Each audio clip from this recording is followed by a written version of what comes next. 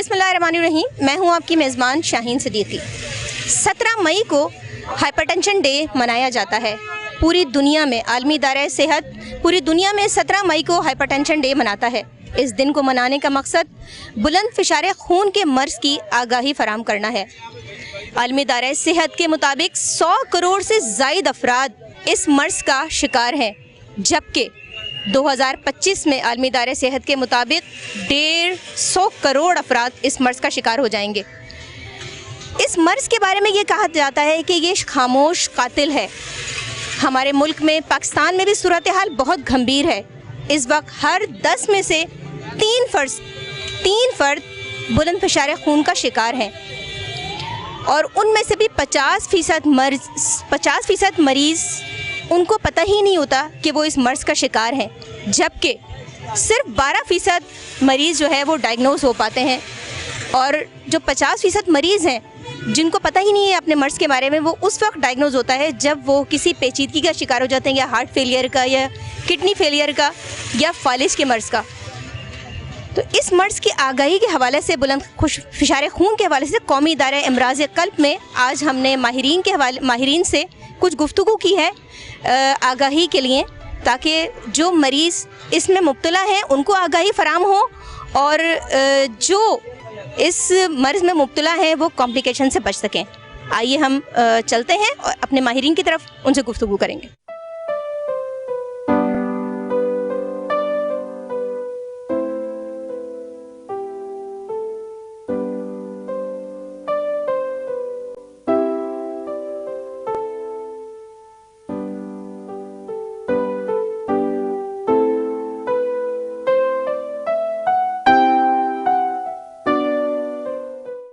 जी नाज़रीन, अब हम NICVT में अंदर आ चुके हैं, और आज हमारे साथ जो पहले माहिर अमराज़ क़ल्ब ने ज्वाइन किया है उनका हम तारुफ करवाते हैं। हमारे साथ मौजूद है प्रोफेसर डॉक्टर ताहिर सगीर साहब, माहिर अमराज़ क़ल्ब हैं। अस्सलाम वालेकुम। वालेकुम अस्सलाम। बहुत शुक्रिया सर, आपने हमें ज्वाइन किया। और आज हमारा जो मौजूद है वो हाइपरटेंशन डे के हवाले से है, बुलंद फिशारे खून के हवाले से हम आज जो है अवेयरनेस सेक्शन कर रहे हैं। सर, सबसे पहले तो हमें ये बताइएगा कि दुनिया में तो 100 करोड़ से ज़ायद अफराद इस मर्ज़ का शिकार हैं। पाकिस्तान में क्या सूरत हाल है इस वक्त? पाकिस्तान में ब्लड प्रेशर से जो मामलात हैं वो वही ट्रेंड है जो कि सारी दुनिया में है। यहाँ थोड़े से नंबर ज़्यादा भी हैं। आम तौर पे जो वैसे तो पाकिस्तान में मरीज़ों के स्टैटिस्टिक्स जो है बहुत अच्छी तरह नहीं लिए जाते हैं, ना कोई नेशनल लेवल का डेटाबेस है, माँ सिवाय इसके कि जो सानिया निश्तर ने करवाया था आज से कोई 8-10 साल पहले। उस डेटाबेस में उसके हिसाब से तकरीबन 40 से 45% आम पब्लिक में जो है ब्लड प्रेशर का रुझान पाया जाता है। ये ब्लड प्रेशर का जो रुझान है ये उम्र के साथ फिर बढ़ता जाता है। 50 साल की उम्र में इसके जो फीचर्स हैं ब्लड प्रेशर होने के ज़्यादा हो जाते हैं as compare to the younger age group. तो ओवरऑल ट्रेंड जो है जैसे सारी दुनिया में ज़्यादा है, हमारे यहाँ भी उसी तरह है। सही। सर, मुझे ये बताइएगा, ये जो बुलंद फिशारे खून है, जो मर्ज़ है, एक तो ये मुझे बताइएगा कि किस एज में यहाँ पर देखा जा रहा है इस मुल्क में, ख़ासतौर पे पाकिस्तान में? क्योंकि हमारे यहाँ ये देखा जा रहा है कि अब फास्ट फूड का रुझान बहुत ज़्यादा बढ़ता जा रहा है। मतलब हर गली के कोने पे अगर हम देखें तो फास्ट फूड की शॉप मौजूद है, और लोग बड़ी तादाद में रात में हम देखते हैं कि वो फास्ट फूड की तरफ जा रहे हैं। तो कितनी एज की कौन सा फैक्टर है जिसमें बुलंद फिशारे खून के मर्ज़ ज़्यादा देखा जाता है? बुनियादी तौर पे जो दरमियाना एज ग्रुप है 35-40 साल की उम्र जो है, इसके बाद जो है बढ़ना शुरू हो जाता है। पहले इसका रुझान ज़रा कम था। वजूहात उसमें जैसा कि आपने बताया कि फास्ट फूड, मगर जो दूसरी वजह थी कि फ़िज़िकल एक्टिविटी कोई नहीं है, किसी किस्म की कोई एक्सरसाइज नहीं है, और ट्रांसपोर्ट के ज़राए इतने ज़्यादा हो गए हैं कि घर के दरवाजे से गाड़ी पे या मोटरसाइकिल पे बैठते हैं और फिर ऑफिस पहुंचते हैं, और एसी की सेटिंग होती है ऑफिस में, तो फिर वहाँ भी चलना फिरना नहीं होता। तो फिज़िकल इनएक्टिविटी, उसके साथ फास्ट फूड्स वगैरह। दूसरे जो सबसे मेजर हमारे यहाँ स्पेशली थर्ड वर्ल्ड में हुआ है कि डायबिटीज़ का रुझान जो है ना वो यंगर एज ग्रुप में ज़्यादा हो गया है। उसकी वजह से शरीयानों को मुतासिर करती है, और उससे ब्लड प्रेशर होने का ख़तरा ज़्यादा हो जाता है। हमारे यहाँ اسپیشلی پاکستان میں گردے کی پتھری اور گردے سے ریلیٹڈ امراض کافی زیادہ پائے جاتے ہیں، اس سے بھی بلڈ پریشر زیادہ ہوتا ہے. تو بیسیکلی مڈل ایج گروپ جو ہے اس میں یہ معاملات شروع ہوتے ہیں اور پھر اس کے بعد اولڈ ایج میں جا کے اور زیادہ بڑھتے جاتے ہیں اگر علاج مکمل یا صحیح نہیں کیا جائے. ینگر ایج گروپ میں جو بلڈ پریشر کے معاملات ہیں وہ کچھ مخصوص چیزیں ہیں جو کہ بچوں میں ہوتی ہیں یا ینگر ایج میں ہوتی ہیں، ان سے ریلیٹڈ ہے. مگر جنرلی جو بلڈ پریشر ہم کہتے ہیں کہ جن کی وجوہات کا پتہ نہیں ہے، اسینشل ہائپر ٹینشن، اس میں جو ہے 90 سے 95% لوگ جو انوالو ہوتے ہیں وہ trend basically middle age group سے شروع ہوتا ہے. صحیح. سر علامات بتائیں ہمیں، بلڈ پریشر کی علامات کیا ہوتی ہیں؟ لوگ عموماً کہتے ہیں کہ ہمارے سر میں درد بہت ہو رہا ہے اور چکر آ رہے ہیں اچانک. ہائی بلڈ پریشر کا مرض ہم کیسے کہہ سکتے ہیں؟ ہم کون سی علامات ہوتی ہیں جو ظاہر ہو جاتی ہیں اور پتہ چلتا ہے کہ یہ ہائی بلڈ پریشر کے مرض لاحق ہو گیا ہے؟ یہ دیکھیں بڑی تکلیف دہ بات ہے. اگر بلڈ پریشر سے ریلیٹڈ علامات ظاہر ہو گئی تو اس کا مطلب ہے کہ بلڈ پریشر کی کمپلیکیشن ہو گئی ہے. تو اسی لیے اس بیماری کے متعلق جو ہے نا ہم کہتے ہیں کہ یہ سائلنٹ کلر ہے، کہ اس کے بارے میں پتہ ہی نہیں چلتا. بلڈ پریشر ہوتا ہے لوگوں کو اور سالوں ان کو بلڈ پریشر ہوتا ہے، اچانک پتہ چلتا ہے کہ ان کو فالج ہو گیا، اچانک پتہ چلتا ہے کہ ان کو سینے میں درد ہوا اور ہارٹ اٹیک ہو گیا یا ان کے گردے فیل ہو گئے، اچانک پتہ چلتا ہے کہ ان کی آنکھیں ضائع ہو گئی، اچانک پتہ چلتا ہے کہ ان کے گردے ضائع ہو گئے. تو جب بلڈ پریشر کے سمٹمز جس کو ہم کہتے ہیں کہ مریض کو ہوں گے، دیٹ مینس کہ کمپلیکیشن ہو چکی ہوتی ہے. اس کے علاوہ یہ ہے کہ جنرلی اگر آپ کہیں کہ چلنے پھرنے میں جلدی سانس پھول جانا، کیونکہ بلڈ پریشر ایک دم شوٹ کرتا ہے، سیڑھی چڑھنے میں ایک دم سے زیادہ سانس پھول جانا اگر بلڈ پریشر کی وجہ سے ہے. اس کے علاوہ سینے میں درد ہونا، سر میں درد ہونا. اب سر میں درد ہونے کی جو وجوہات ہیں عام طور پہ وہ آنکھوں سے ریلیٹڈ بھی ہیں، نزلے زکام سے ریلیٹڈ بھی ہیں، مگر اس میں ایک میجر فیکٹر بلڈ پریشر کا بھی ہے اگر انسان جو ہے نا جلدی پک کر لے. اور بلڈ پریشر کے لیے اسی لیے کہا جاتا ہے کہ آپ کو باقاعدگی سے چیک کرانا ہے. اگر آپ باقاعدگی سے اپنا بلڈ پریشر چیک کرتے رہیں گے تو یقیناً آپ کو بلڈ پریشر کے جو نمبرز ہیں ان کا پتہ چل جائے گا. ہماری سائنس کے حساب سے بلڈ پریشر کے لیے کچھ لینڈ مارکس رکھے گئے ہیں کہ یہ نارمل میں کاؤنٹ ہوگا، یہ ایب نارمل میں کاؤنٹ ہوگا. ایب نارمل میں پھر فردر رینجز بنا دی گئی ہیں تاکہ اس کے حساب سے بلڈ پریشر کا علاج کیا جائے. صحیح. اچھا سر، ہمیں یہ بتائیں کہ یہ جو علامات آپ نے بتائیں کہ سر کا درد، اور مطلب کس وقت کس ایج میں بلڈ پریشر چیک کرنا چاہیے؟ خاص طور پہ اگر ینگ ایج میں بھی کچھ چیزیں سامنے آ رہی ہیں تو کس ایج میں عموماً بلڈ پریشر چیک کرنا چاہیے؟ عام طور پہ 15 سے 18 سال کی عمر میں جو ہے نا آپ کو بلڈ پریشر کو چیک کرنا چاہیے. اور بلڈ پریشر چیک کرنے کے لیے بڑے خصوصی طور پہ اس چیز کا اہتمام رہے کہ بلڈ پریشر سکون کے ماحول میں لیا جائے، 15 سے 20 منٹ آرام سے بیٹھ کے لیا جائے. اور بلڈ پریشر کے دوران لینے کے دوران اس چیز کا اہتمام ہو کہ ہم جو آلہ استعمال کرتے ہیں اس میں مرکری مینومیٹر کہتے ہیں، اس کی جو ریلیز کریں گے پریشر وہ سلولی کریں تاکہ بلڈ پریشر کی ریڈنگ جو ہے نا ایکچوئل آپ کو پتہ چل جائے. اور عام طور پہ کوشش یہ کی جاتی ہے کہ شروع میں بلڈ پریشر دونوں ہاتھوں میں کیا جائے تاکہ پتہ چل جائے کہ کوئی ڈفرینس تو نہیں ہے دونوں ہاتھوں میں بلڈ پریشر کا. یقیناً جب بلڈ پریشر لے رہے ہوں تو آپ نے کسی قسم کا کوئی غصہ نہ کیا، کوئی چائے نہ پی ہو، کوئی سیڑھی نہ چڑھی ہو، ریلیکس ماحول میں 10-15 منٹ بیٹھ کے بلڈ پریشر لے کے اور اس کو نوٹ کر لیں. اور یہ ایک دن نہ لیں. اگر آپ کو یہ فیصلہ کرنا ہے کہ جی مریض کو بلڈ پریشر ہے یا نہیں ہے تو ایک سے زائد دفعہ آپ کو مختلف اوقات میں مختلف دنوں میں بلڈ پریشر کی ریکارڈنگ کی جائے تاکہ یہ فیصلہ ہو کہ بلڈ پریشر ہے یا نہیں ہے. کیونکہ جذبات کی صورت میں یا کوئی کسی قسم کی انزائٹی کی صورت میں یا تیزی سے کہیں سے چل کے آئے ہوں یا سیڑھی چڑھی ہوں تو وقتی طور پہ بلڈ پریشر بڑھ جاتا ہے. یہ ایک نیچرل فینومنا ہے. تو اس چیز کو ایکسکلوڈ کرنے کے لیے ضروری ہے کہ سکون کے ماحول میں اور ایک سے زیادہ دفعہ ریڈنگ لی دیں تاکہ فیصلہ ہو بلڈ پریشر ہے یا نہیں. صحیح. سر اچھا ہمیں یہ بتائیں، آپ جیسے بتا رہے ہیں کہ 15 سے 18 سال کی عمر میں شروع کر دینا چاہیے. جی. عموماً ہمارے یہاں دیکھا ہے کہ سینٹرل اوبیسٹی بہت زیادہ ہے. مطلب اگر آپ ہم مڈل ایج دیکھ لیں 25 کے بعد اب ہم دیکھتے ہیں کہ سینٹرل اوبیسٹی بہت زیادہ اب دیکھی جا رہی ہے. تو کیا ان میں بھی کچھ علامات ظاہر ہوتی ہیں؟ کیا ان لوگوں کو بھی اپنا فریکوینٹلی جو ہے وہ بلڈ پریشر چیک کرنا چاہیے؟ اور ہمیں نارمل ریڈنگ بتائیں کہ نارمل ریڈنگ کتنی ہوتی ہے؟ ڈیفینیٹلی بلڈ پریشر چیک کرنا چاہیے. ایک چیز میں آپ کو ایڈیشنلی بتا دوں, یہ ابھی تک کتابوں میں نہیں آیا ہے مگر یہ ہمارے تجربے میں ہے. ایک بڑا عجیب سا ٹرینڈ ہے جو ہر گھر میں ہے کہ ہر ایک لیٹ سوتا ہے صرف اس لیے کہ اس نے موبائل پہ جو نا براؤزنگ کرنی ہوتی ہے یا کمپیوٹر پہ کام کر رہے ہوتے ہیں. جو بھی وجوہات ہیں, لیٹ سٹنگ, لیٹ سونے کی وجہ سے ڈیفینیٹلی بلڈ پریشر کے معاملات ہوتے ہیں. اور یہ میرے پرسنل ایکسپیرینس میں نے دیکھا ہے. اور اس میں صرف آپ کاؤنسلنگ کریں اور اس چیز کو اگر آپ اوائڈ کریں گے تو چیزیں بہتر ہو جائیں گی. یہ ایک ایڈیشنل چیز ہے جو میں سمجھتا ہوں کہ اس پہ بہت زیادہ زور دینا چاہیے. صحیح. جیسے ترقی ہو رہی ہے اور چیزیں آ رہی ہیں, مشینریاں جس طرح ہم استعمال کر رہے ہیں, اس کی وجہ سے بھی ہم یہ کہہ سکتے ہیں, آپ کے کہنے کا مطلب یہی ہے کہ امراض میں اضافہ ہو رہا ہے. نہ صرف بلند فشار خون بلکہ ذیابیطیز کا مرض بھی اس میں بڑھتا جا رہا ہے. اور سینٹرل اوبیسٹی ایک بہت بڑا فیکٹر ہے ان دونوں امراض کو کور کرنے کے لیے.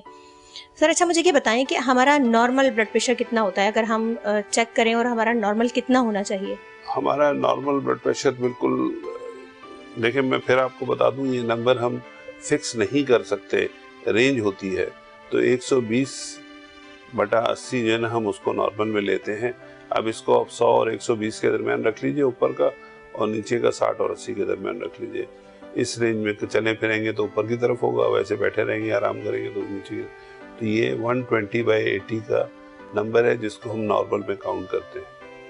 اس کے بعد جو ہے نا ایک رینج آتی ہے 120 سے لے کے 129 تک, اس کو ہم ایلیویٹڈ میں کاؤنٹ کر لیتے ہیں.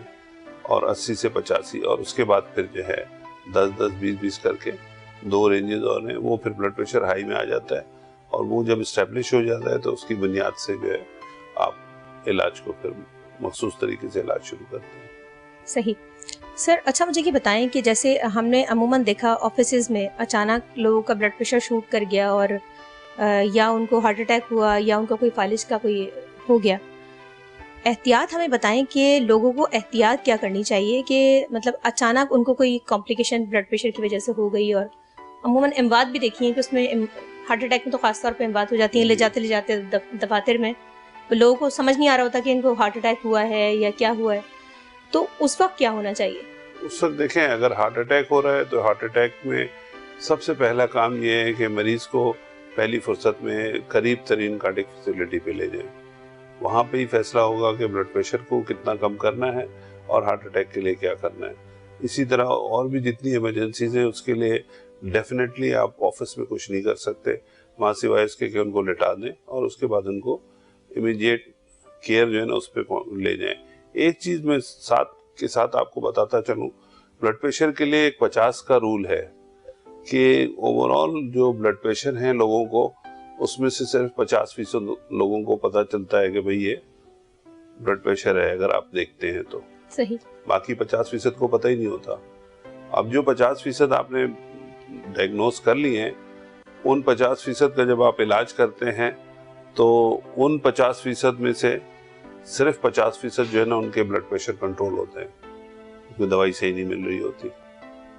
ٹھیک ہے. اب تیسرے جو بات ہے اس کے ساتھ ہی جو آخری 50% ہیں اس میں سے بھی جب آپ علاج وغیرہ اطمینان بخش کرتے ہیں تو پھر جا کے 50% میں بلڈ پریشر اچھا کنٹرول ہوتا ہے. تو اگر 100 پیشنٹ ہیں ان میں سے تقریباً 12 سے 15% پیشنٹ ہیں جن کا بلڈ پریشر اچھے علاج کے ساتھ کنٹرول ہو رہا ہوتا ہے.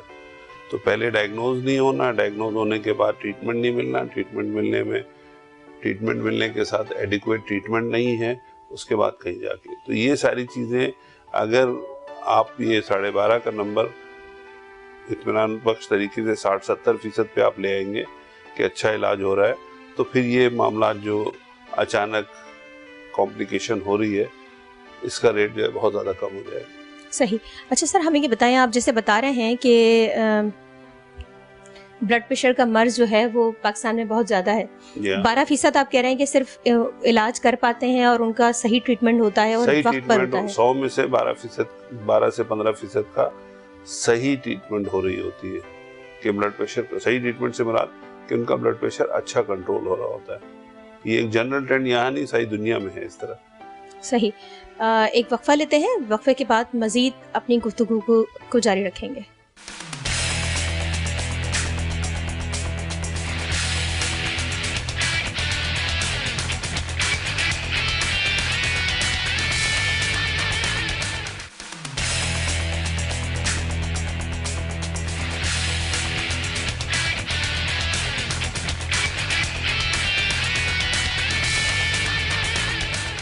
جی ناظرین, ایک دفعہ پھر خوش آمدید کہتے ہیں اور مزید سوالات ہم لیتے ہیں, سر سے گفتگو کرتے ہیں کہ آیا کہ بلند فشار خون کے حوالے سے اور ناظرین کو ہم اپنی کیا جو ہے وہ پہنچا سکتے ہیں کہ جس کی بنا پر وہ اپنے بلند فشار خون کا اگر مرض لاحق ہو گیا ہے تو کس طرح وہ کمپلیکیشنز, خاص طور پہ کمپلیکیشن سے بچ سکیں.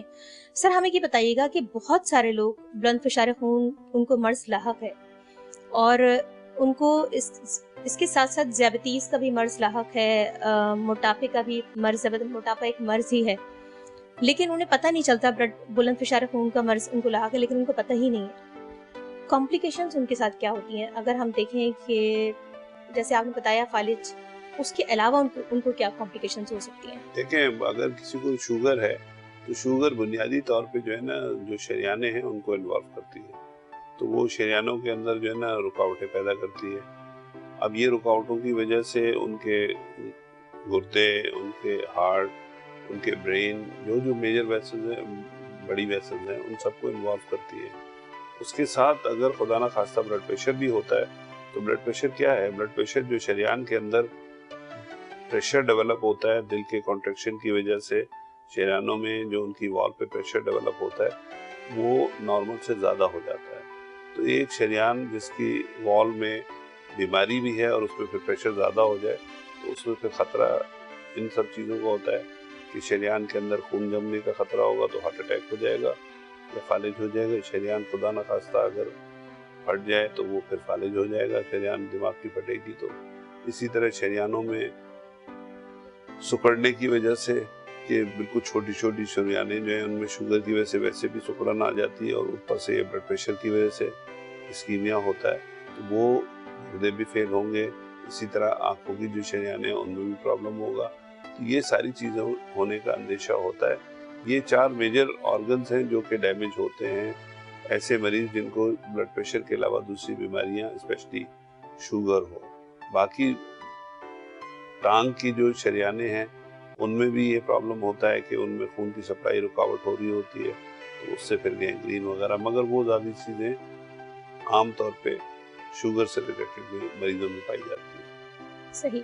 سر اچھا مجھے بتائیں یہ جو مریض جو ادویات پر ہوتے ہیں اگر بہت کم ایج میں بلڈ پریشر کا مرض لاحق ہو گیا, جیسے اگر 18 سال کی عمر ہے, ہم دیکھ رہے ہیں کہ یہ مرض 18 سال کی عمر میں, 15 سال کی عمر میں بھی ہم دیکھ رہے ہیں یہ مرض, پھر وہ ادویات شروع کرتے ہیں تو ان کو کتنا عرصہ اگر وہ ادویات استعمال بھی کر رہے ہیں تو ان کو کچھ نہ کچھ کمپلیکیشنز تو ہوتی ہیں کیونکہ ان کا کبھی انہوں نے دوا نہیں لی ہے یا کبھی دوا بھول گئے ہیں.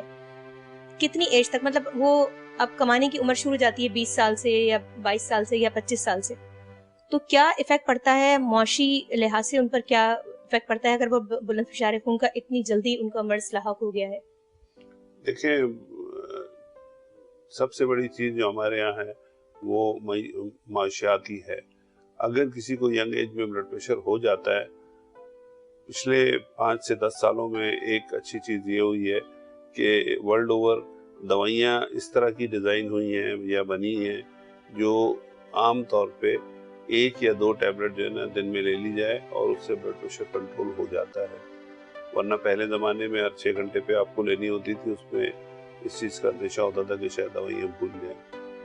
اور پھر اس کے ساتھ اب ایک نئی چیز آئی ہے کہ 2 یا 3 دوائیاں ایک ہی ٹیبلٹ کے اندر کمبینیشن میں آ جاتی ہیں, تو آپ کو عام طور پہ ایک ہی ٹیبلٹ لینی ہوتی ہے, اس سے بلڈ پریشر کنٹرول ہو جاتا ہے. ڈیفینیٹلی ان سب چیزوں کی کاسٹ ہوتی ہے, اگر کم از کم بھی آپ دیکھیں تو کم از کم 600 سے 1000 روپے، یہ میں آپ کو سستی ٹریٹمنٹ کی بات کر رہا ہوں، ایک گولی یا 2 گولی کی 600 سے 1000 روپے مہینے کا خرچہ ہو جاتا ہے۔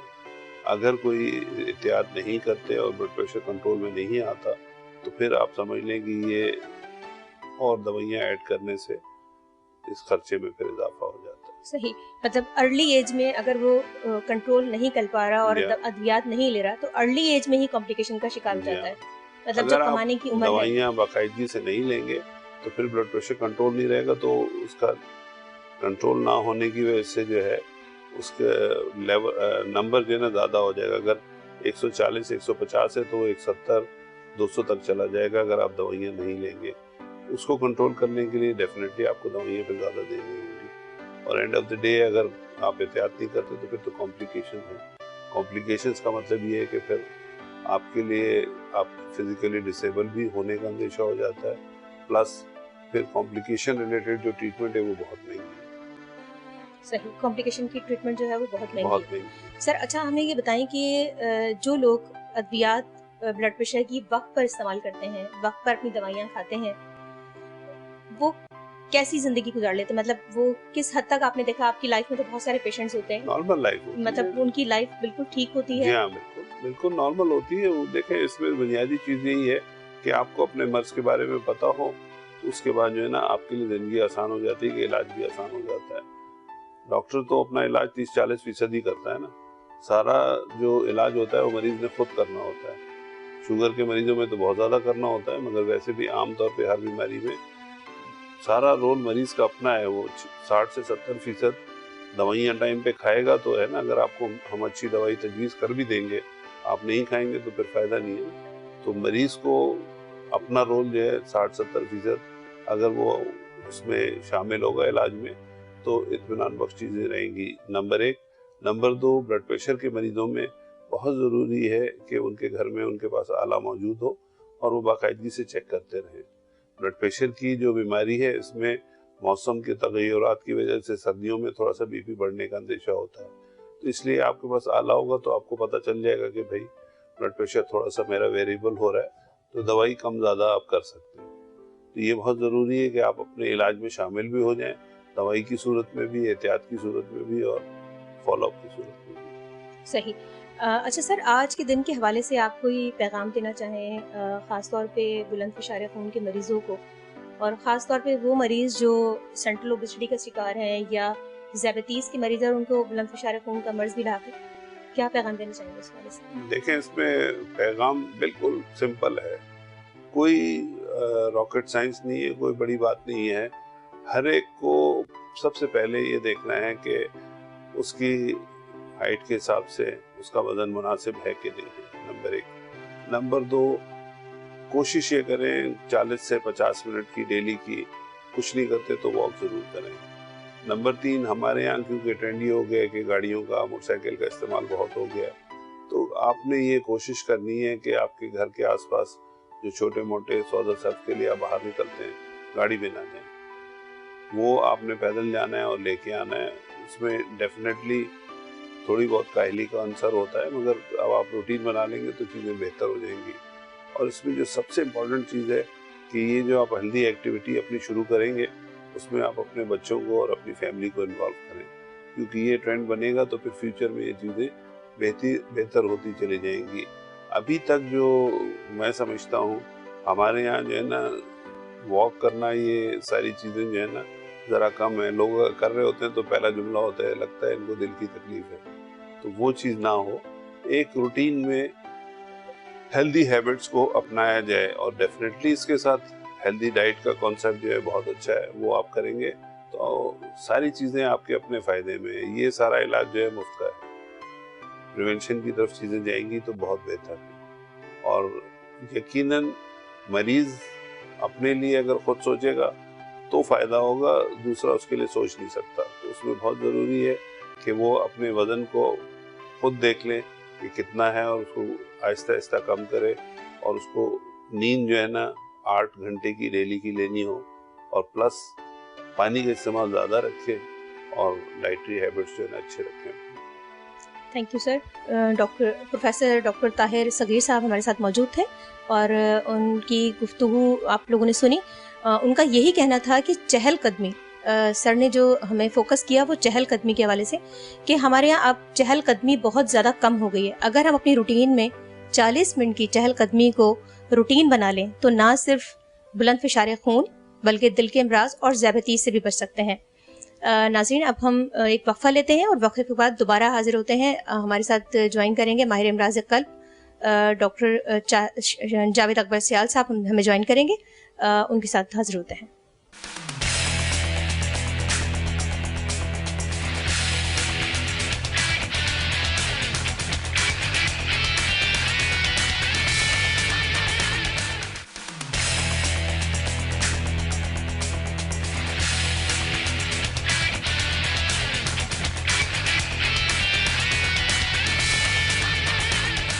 जी नाज़रीन, एक दफ़ा फिर खुशामदीद कहते हैं। हमारे साथ माहिर अमराज क़ल्ब मौजूद हैं, प्रोफेसर डॉक्टर जावेद अकबर सियाल साहब। उनसे मज़ीद गुफ्तगू अपनी जारी रखते हैं। और अस्सलाम वालेकुम। जी वालेकुम सलाम। सर, आपको वेलकम कहते हैं अपने प्रोग्राम में। सर, सबसे पहले हमें ये बताइएगा कि हर साल का क्योंकि थीम होता है, आलमी दायरा सेहत हर बीमारी के हवाले से थीम देता है, तो हमें बताइएगा इस दफ़ा का थीम क्या है और क्या आलमी दायरा सेहत इस दफ़ा पैगाम दे रहा है हाइपरटेंशन डे के हवाले से। आज सबसे पहले तो मैं आपका शुक्रिया अदा करना चाहूँगा कि बहुत अहम टॉपिक पे आपने मुझे इनवाइट किया बात करने के लिए। और ये वर्ल्ड हार्ट ऑर्गेनाइजेशन WHO की तरफ से हर साल ये दिन वर्ल्ड हाइपरटेंशन डे मनाया जाता है 17 मई को। तो वो हर साल एक नया थीम देते हैं। इस साल उन्होंने जो थीम दिया है, major your blood pressure accurately, control it and live longer. तो मतलब अपना ब्लड प्रेशर आप प्रॉपर तरीके से देखें या दिखाएं और उसको कंट्रोल करें और आसानी से ज़्यादा ज़िंदगी गुजारें। तो इस मरतबा ये चीज़ उन्होंने ऐड की है कि ब्लड प्रेशर को सही तरीके से जांचा जाए, क्योंकि किसी को लेबल करने के लिए कि ये हाइपरटेंसिव है, बहुत ज़रूरी है कि हमने ब्लड प्रेशर सही तरह से चेक किया हुआ। अच्छा सर, आप मुझे ये बताइए कि जैसे आप कह रहे हैं कि बेहतर तौर पर जो है वो ब्लड प्रेशर को जो है वो कंट्रोल करें और जांचना बड़ा ज़रूरी है। हमें ये बताइए कि ये जो ब्लड प्रेशर है ये किस तरह मतलब बुलंद हो जाता है और ये लॉजिक क्या है तिब्बी, अगर हम तरीके से देखें तो दिल का प्रेशर क्या होता है और सिस्टोलिक क्या होता है, डिस्टोलिक क्या होता है, क्या प्रेशर होता है, ये हमें थोड़ा सा नाज़रीन के लिए डिफाइन करें कि किस तरह दिल का खून जो है वो सुकड़ता है और फिर खून जो है वो वापस खून लेता है दिल। जी, सबसे पहले अगर हम डेफिनेशन पे बात करें तो ब्लड प्रेशर हमारे जिस्म के लिए बहुत ज़रूरी है। ये pressure applied by flow of the blood. जब फ्लो वेसल्स में जाता है तो उसकी वजह से एक प्रेशर अप्लाई होता है वेसल वॉल पे, जिसकी वजह से पूरे जिस्म में ब्लड की सप्लाई होती है। और ब्लड प्रेशर बीमारी नहीं है, लेकिन हाई ब्लड प्रेशर बीमारी है। जब ब्लड प्रेशर नॉर्मली तो ज़रूरी है, अगर ये कम होता है तो और अलामात होती हैं और आदमी चल नहीं सकता, कमज़ोर हो जाता है। लेकिन जब ये ब्लड प्रेशर बढ़ता है, जिसको हम हाइपरटेंशन कहते हैं, वो एक डिजीज़ है। उसकी दो वजूहात हैं, या तो फ्लो तेज़ी से बढ़े या एज के साथ जो आर्टरीज़ हैं, हमारी आर्टरीज़ की जो वेसल वॉल हैं वो स्टिफ हो जाती हैं। स्टिफ होने की वजह से वहाँ प्रेशर ज़्यादा अप्लाई होता है और बीपी शूट करता है। अब जब ब्लड प्रेशर शूट करता है over the period of time, वक्त के साथ मरीज को कुछ बहुत ज़्यादा तकलीफ नहीं होती। तो ये डायग्नोज करना बहुत इम्पॉर्टेंट है। जब मरीज को कोई तकलीफ ना हो और बीपी हाई हो, वो बहुत अच्छा टाइम है उसका कंट्रोल करना, ताकि प्रॉब्लम्स ज़्यादा ना हो और पेशेंट का इलाज करके उसकी ज़िंदगी बढ़ाई जाए। सही। अच्छा सर, हमें ये बताइएगा कि जो नॉर्मल ब्लड प्रेशर होता है, जिसे हम कहते हैं ये बिल्कुल नॉर्मल ब्लड प्रेशर है, वो कितना ब्लड प्रेशर होता है नॉर्मल, और नॉर्मल से ज़्यादा कितना हम कहेंगे? अब ये हर चंद सालों के बाद रिसर्च हो रही होती है, जिसमें अमूमन ब्लड प्रेशर की एक लेवल्स बताई जाती हैं। पहले तो ये बताया जाता था ये नॉर्मल है, फर्ज करें एक रीडिंग ये हाई नॉर्मल है, फिर वो बताया गया कि ये प्री हाइपरटेंशन है, यानी इस आदमी को इस वक्त ब्लड प्रेशर नहीं है, लेकिन ब्लड प्रेशर में ये आगे जाता है। लेकिन जो बहुत इम्पॉर्टेंट कंसेंसस या सबका कंसेंसस है वो इस पे है कि 140 اور 90 کے نیچے اگر کوئی بلڈ پریشر ہے تو اس کو دوائی کی ضرورت نہیں ہے. یہ میں آپ کو ایز اے لیمن بتا دوں کہ 140 اور 90 سے بلڈ پریشر اگر اوپر نہیں ہے تو اس کو دوائی کی ضرورت نہیں.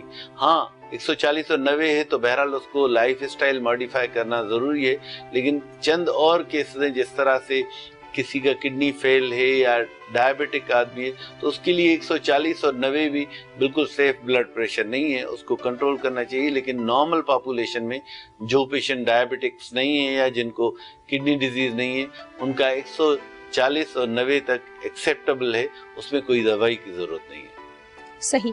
اچھا سر، ہمیں یہ بتائیے گا کہ کمپلیکیشنز کیا ہوتی ہیں اگر ہم وقت پر بلڈ پریشر کی دوا نہیں لے رہے، جیسے جن کا بلند فشار خون 200 ہے یا 100 سے تجاوز کر جاتا ہے، 200 اور 100 کے درمیان چل رہا ہے، اور اگر وہ کافی عرصے سے ادویات نہیں لیتے یا ان کو ڈائگنوز ہی نہیں ہوتا، ان کو پتہ ہی نہیں ہوتا کہ ہم بلند فشار خون کا مرض ہمیں لاحق ہے، اور ان کو کیا کمپلیکیشنز ہوتی ہیں جس کی وجہ سے پھر انہیں پتہ چلتا ہے کہ وہ بلند فشار خون کا مرض لاحق ہوا ہے؟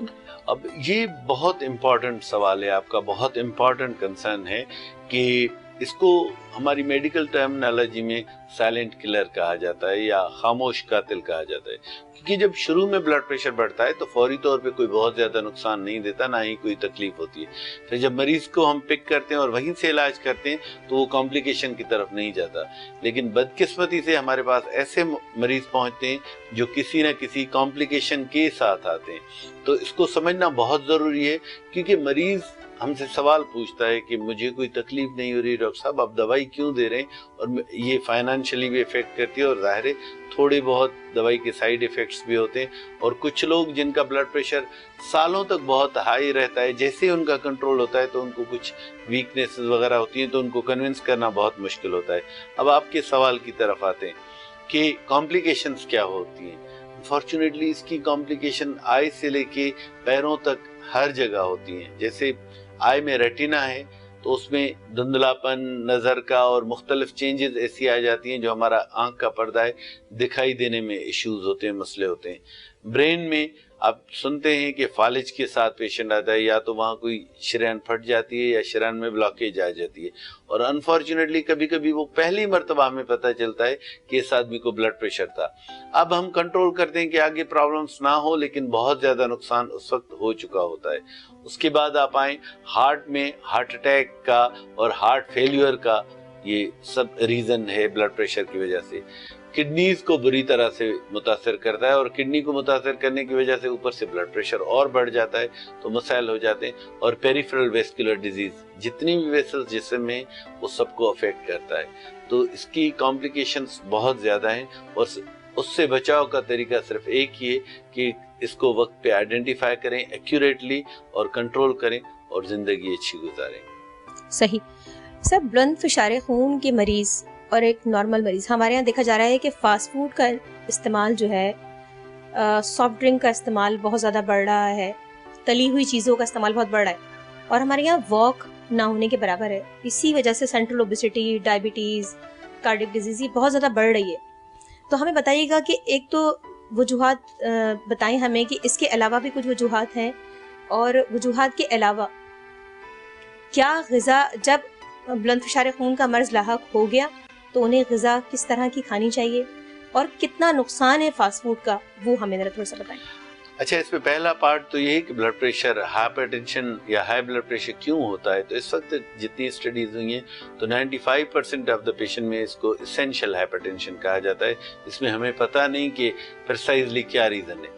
5% سیکنڈری ہائپر ٹینشن ہوتا ہے، وہ ٹوٹلی ایک علیحدہ ٹاپک ہے جس میں ینگ بچوں میں ہوتا ہے، لیکن جو زیادہ تر ہم بلڈ پریشر دیکھ رہے تھے وہ اسینشیل ہائپر ٹینشن ہوتا ہے. اس میں پرسائزلی کوئی کاز ہمیں پتہ نہیں، لیکن آپ کی بات صحیح ہے کہ ڈفرینٹ ہیبٹس اس کو جو ہے نا اس بلڈ پریشر کو بڑھاتی ہیں. اب اگر ہم میڈیکلی کہیں تو نان فارماکالوجیکل مینس ہوتے ہیں بلڈ پریشر کنٹرول کرنے کے لیے. تو ایک تو دوائیاں ہوتی ہیں فارماکالوجیکل، ایک نان فارماکالوجیکل مینس. اس میں ایک DASH ڈیش ڈائٹ پلان ہوتا ہے جس میں dietary approaches to stop hypertension, اس میں اسپیشلی ڈیری پروڈکٹ سے اوائڈ کرنا، اور دوسری چیز یہ ہے کہ سوڈیم انوالو ہے، ہائی کنٹینٹ آف سوڈیم جو ہمارے فاسٹ فوڈ میں بہت زیادہ ہے، اس کا جب ہم مقدار کم کریں گے تو ڈیفینیٹلی بلڈ پریشر کو فائدہ پڑے گا۔ تیسری آپ نے جو بات کی ہمارے وزن بڑھ گئے، تو سب سے زیادہ افیکٹو طریقہ non pharmacological control of blood pressure سے وزن کم کرنا۔ جتنا بھی ویٹ ہے اس کو بی ایم آئی کو کم کریں گے، ویٹ ریڈیوس کریں گے تو آپ کو بہت اس کی پازیٹیو افیکٹ پڑیں گے۔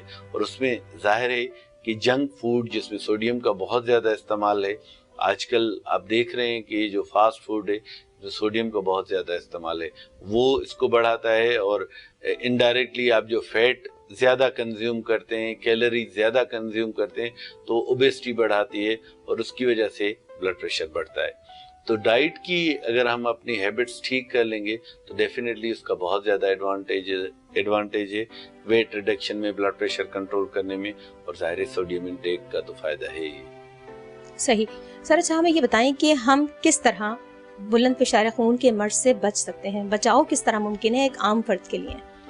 جی یہ بہت ضروری ہے سب سے پہلے کہ ہم تشخیص کریں، جیسے ہی آج کل تو ینگ ایج میں ہے لیکن پھر بھی میں ایڈوائز کروں گا کہ 30 سے آپ ابو جا رہے ہیں تو آپ اپنا بلڈ پریشر ریگولرلی چیک کرتے رہیں۔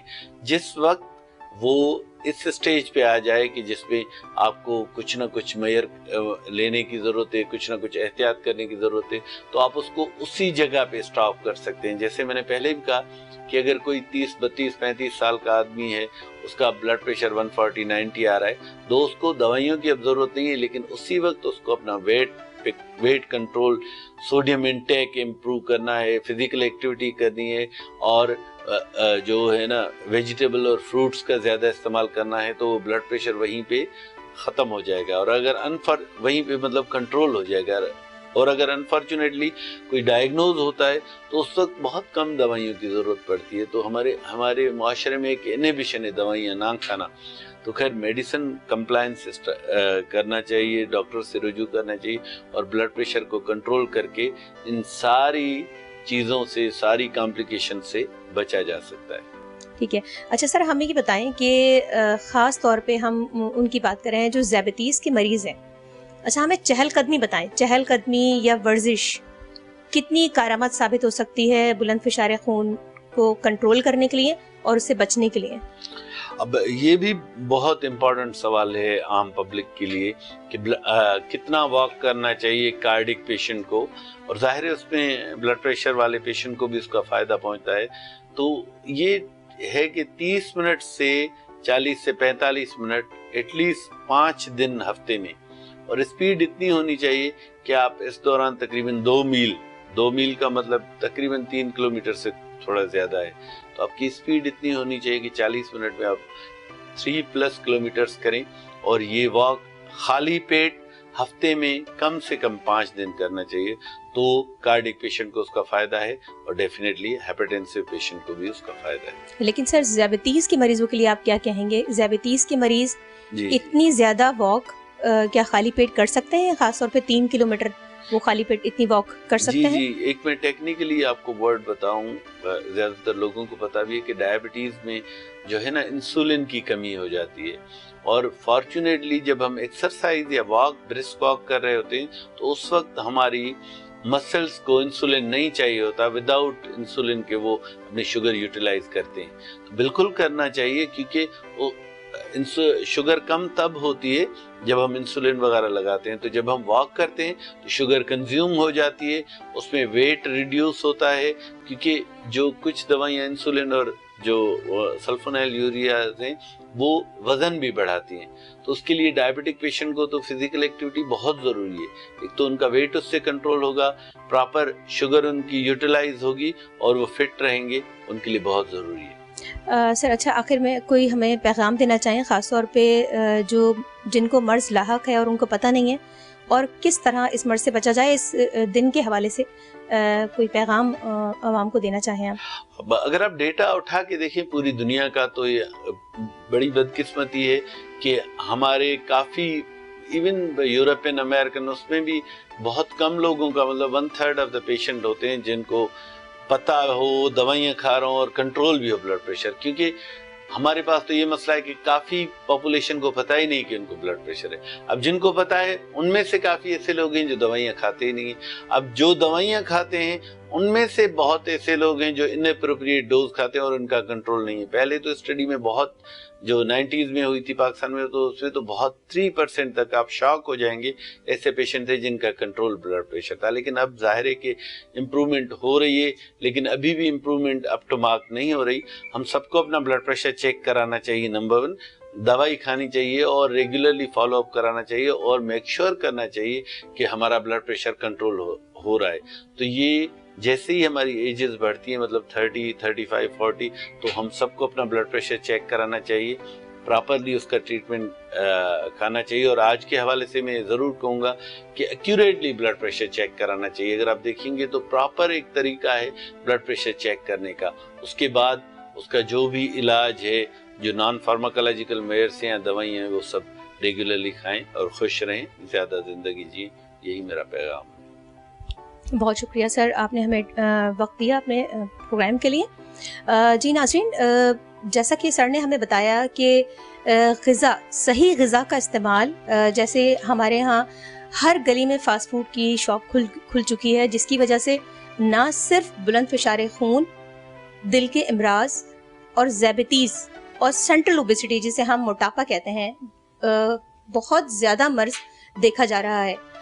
تو اگر ہم اپنی غذا اچھی رکھیں گے، اپنی چہل قدمی کو اپنی روٹین میں شامل کریں گے، تو نہ صرف اس جان لیوا مرض بلند فشار خون، جسے خاموش قاتل کہا جا سکتا ہے، بلکہ ذیابیطیز اور دل کے امراض سے بھی بچاؤ ممکن ہے. ہمیں اجازت دیجیے گا اگلے پروگرام کے لیے. اللہ حافظ.